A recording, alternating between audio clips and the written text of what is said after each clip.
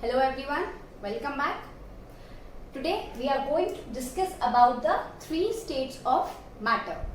That is, जो हमारी तीन स्टेट्स होती हैं अलग अलग मैटर की, वो होती है हमारी सॉलिड, लिक्विड्स एंड गैसेस. तो आज हम एक टेबुलर फॉर्म में उन तीनों की जो प्रॉपर्टीज होती हैं उनका कंपैरिजन एक टेबुलर फॉर्म में आज हम पढ़ने वाले हैं. यहाँ मैंने एक टेबल पूरी आप लोगों के लिए रेडी की हुई है. तो आज जो भी उनके प्रॉपर्टीज हैं, मैं उन तीनों की आपको सॉलिड, लिक्विड और गैसेस के बीच में कंपैरिजन करते हुए वो आज आपको एक्सप्लेन करूंगी. So the first property we are going to discuss about that is mass. पहले मैं आपको बताऊंगी मास होता क्या है. मास, जिसको हम हिंदी में बोलते हैं वजन. अब सॉलिड्स का जो वजन होता है और लिक्विड्स का और गैसेस का, ये वजन जो होता है मास, ये कैसे वेरी करता है. अब अगर हम देखें तो सॉलिड्स का जो मास होता है वो एक पर्टिकुलरली डेफिनेट रहता है. दैट इज, अगर कोई भी एक, जैसे मेरी बॉडी है, अगर मेरा जो भी वेट होगा 60 kg, 50 kg या 40 kg, whatever weight you are possessing, तो वो वेट आपका फिक्स्ड रहेगा. ऐसा नहीं है कि आप अभी मतलब जाएंगे और अभी यहाँ पे मैं हूं तो और यहाँ पे मेरा 40 होगा और मैं कहीं और जाऊंगी और मेरा 43 हो जाएगा, या कुछ भी ऐसे चेंज होता रहेगा हर एक मिनट के बाद. तो वो ऐसा नहीं होता है. या फिर मैं अभी इस रूम में हूं तो मेरा 40 रहेगा, किसी और रूम में चले जाऊंगी, या फिर अगर मैं अभी फर्स्ट फ्लोर पे हूं और मैं 21st फ्लोर पे जाऊंगी तो मेरा वेट जो है वो कम हो जाएगा. ऐसा वेरी नहीं होता है. तो सॉलिड्स जो होते हैं उनका जो मास होता है वो फिक्स्ड होता है. नेक्स्ट, लिक्विड्स जो होते हैं उनका भी जो मास होता है वो भी डेफिनेट होता है. And the gases they also have the definite mass. Next, volume. Volume को हम डिफाइन कर सकते हैं जो एक स्पेस ऑक्यूपाई करता है. कोई भी जो भी चीज है जो एक स्पेस वो ऑक्यूपाई करता है उसको हम वॉल्यूम की तरह डिफाइन करते हैं. सो अगर हम देखें सॉलिड्स का जो वॉल्यूम होता है वो डेफिनेट होता है.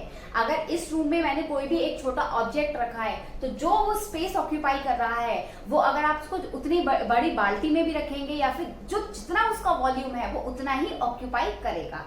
लेकिन विद रेस्पेक्ट टू अगर वो रूम अगर बाल्टी का देखें तो बाल्टी का भी तो जो एरिया है वो कम है, उसका वॉल्यूम कम है, तो वो उस हिसाब से अगर उसका सरफेस ऑक्यूपाई कर रहा है, और रूम के हिसाब से वो अपना. लेकिन उस ऑब्जेक्ट का जो वॉल्यूम है वो चेंज नहीं हो रहा है. तो that is solids have a definite volume.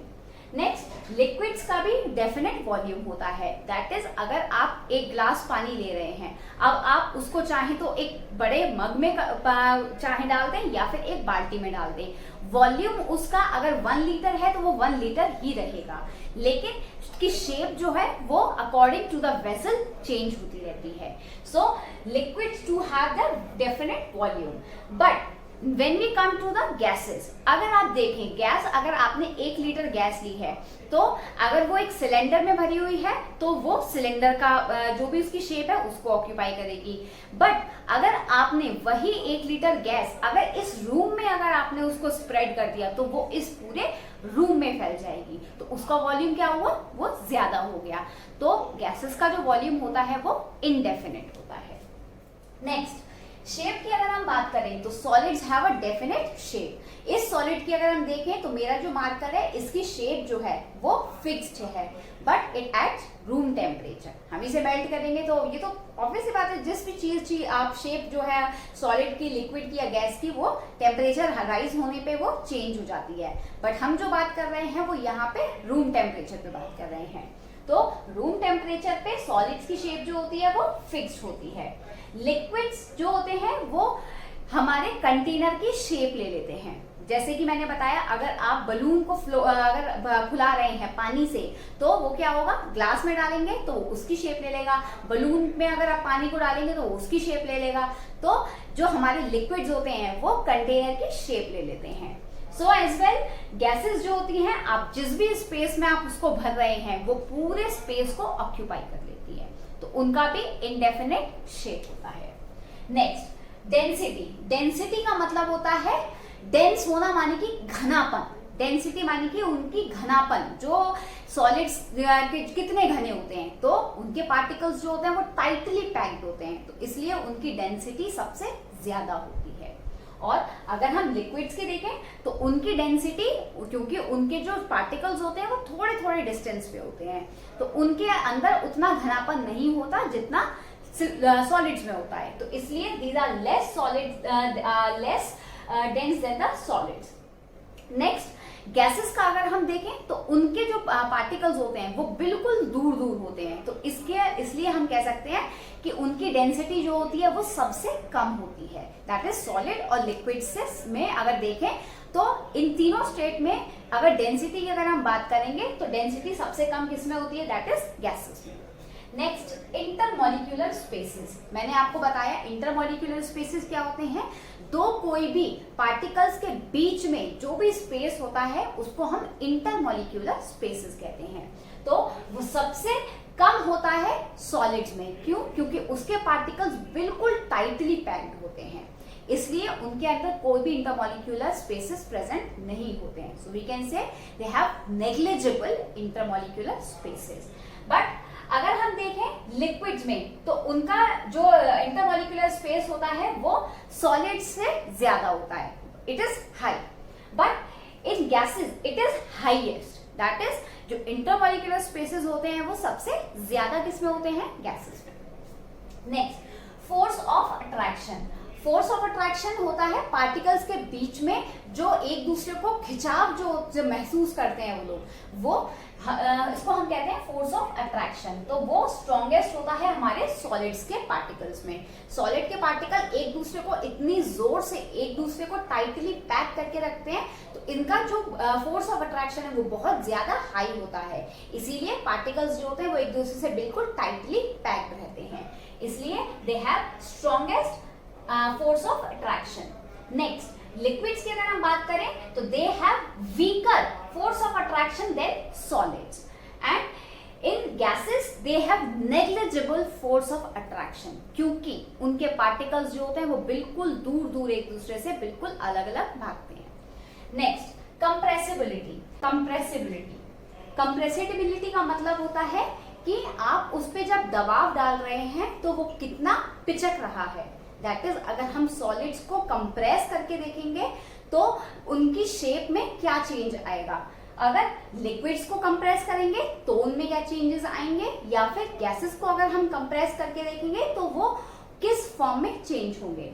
तो अगर हम देखें सॉलिड्स जो होते हैं वो बिल्कुल उनकी कंप्रेसिबिलिटी जो होती है वो बिल्कुल नेग्लिजिबल होती है। आप किसी भी सॉलिड्स को पिचका कर देखेंगे तो वो क्या होते हैं, बहुत कंप्रेसिबल बल्कि होते ही नहीं है। बट मैं आपको बताना चाहूंगी फॉर एग्जाम्पल, जैसे कि अब हमारा क्या है, कोई टूथपेस्ट है, वो अब आप लोग सोच रहे होंगे कि वो हमारा जो है वो कंप्रेस कैसे हो पा रहा है, बट क्योंकि उसकी जो शेप है वो ऐसी है, उसके अंदर जो भरा हुआ है, तो हम उसको जब आगे उसको पर दबाव डाल रहे हैं तो उसकी शेप जो चेंज हो रही है, क्योंकि उसके पार्टिकल्स में एक स्पेस प्रेजेंट होता है, ठीक है, तो इसलिए वो कंप्रेस हो पा रहे हैं। Same as of the example we can take the sponge. Sponge जो होता है उसके जो पार्टिकल के जो वो है स्पेसेस हैं उनके बीच में, जो स्पंज में क्योंकि वो पोरस होता है तो इसलिए उसके बीच में इतने सारे स्पेसेस होते हैं, इसलिए वो कंप्रेसिबल होता है। और जो हमारे टाइटली बाउंड पार्टिकल्स जो जिन सॉलिड्स में होते हैं वो बिल्कुल भी हमारे कंप्रेसिबल नहीं होते हैं। नेक्स्ट, अगर लिक्विड्स को देखें तो वो कंप्रेसिबल होते हैं, जैसे कि अगर आप एक इंजेक्शन है, इंजेक्शन में आपने पूरा अगर लिक्विड भरा हुआ है और उस सिरिंज को जब आप दबा रहे होते हैं तो वो कंप्रेस हो जा रहा होता है, तो इसलिए हम देखते हैं कि लिक्विड्स जो होते हैं वो कंप्रेसिबल होते हैं। या फिर अगर हम देखें किसी भी बलून में अगर पानी भरा हुआ है तो अगर आप उसको दबा के देखेंगे तो वो भी कंप्रेस हो जाता है। और अगर हम गैसेस को देखें तो गैसेस सबसे ज्यादा हाईली कंप्रेसिबल होती हैं, क्योंकि हम देखते हैं जो हमारा सिलेंडर होता है वो उसके अंदर कितनी सारी गैस जो होती है वो कंप्रेस होके भर के आती है, और हाईली कंप्रेसिबल होने की वजह से वो क्या हो जाती है, लिक्विफाइड हो जाती है, क्योंकि उसको इतनी ज्यादा प्रेशर से हम उसको सिलेंडर्स में डालते हैं कि वो क्या हो जाती है, लिक्विफाई हो जाती है। इसलिए गैसेस जो होती है वो हाईली कंप्रेसिबल होती है।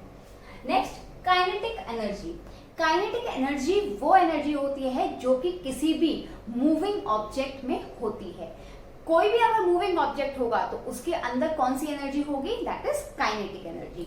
तो काइनेटिक एनर्जी अगर हम देखें तो सॉलिड्स में सबसे कम होती है, क्योंकि सॉलिड के पार्टिकल्स मूव नहीं कर पाएंगे। अगर आप उन पर टेम्परेचर भी बढ़ाएंगे तो सॉलिड के पार्टिकल्स क्या होता है, मूव ज्यादा नहीं कर पाते हैं।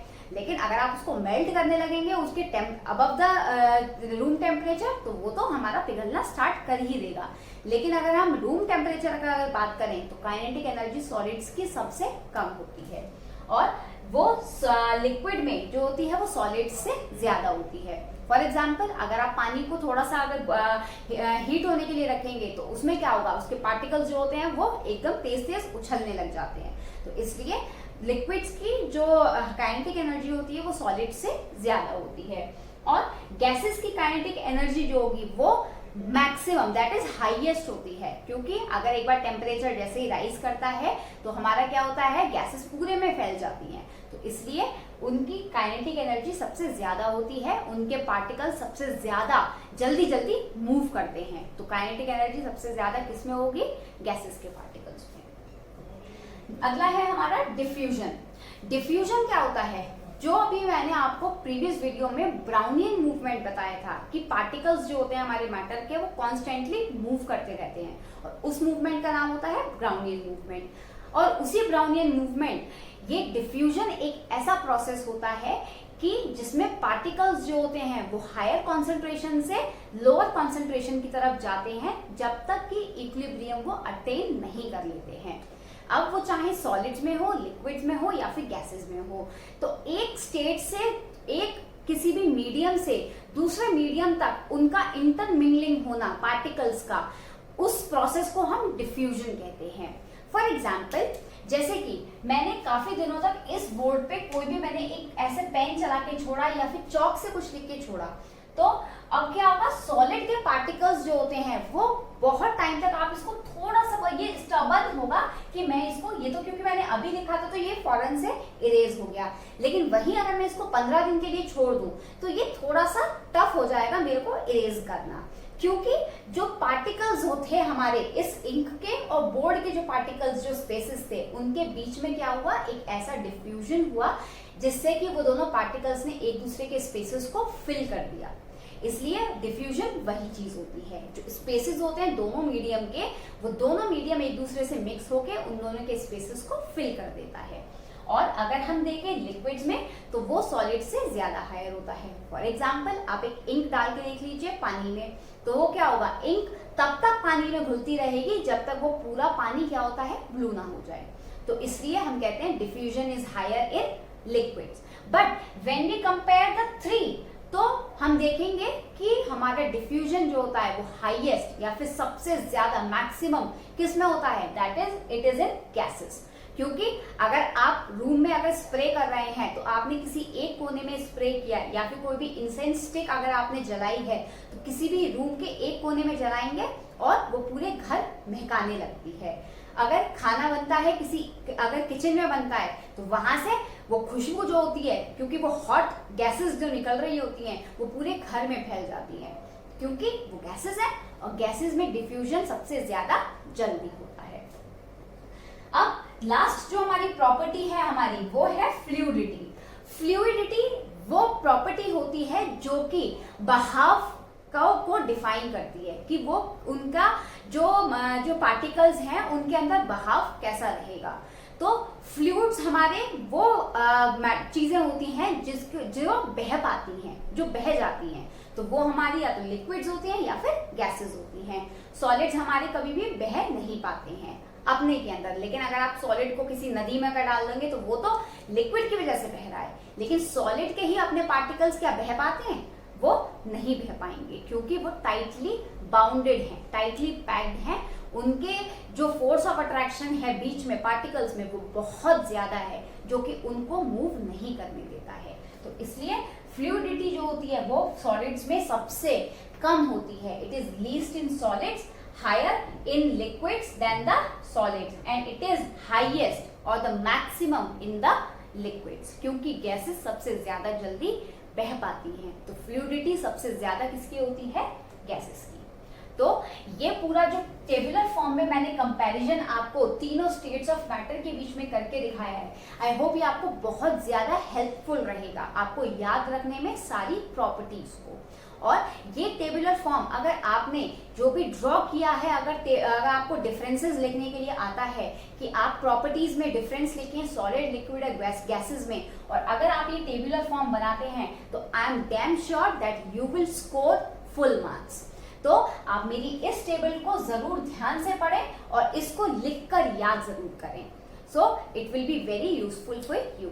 So please do like my video, share it with your friends and subscribe my channel. Thank you.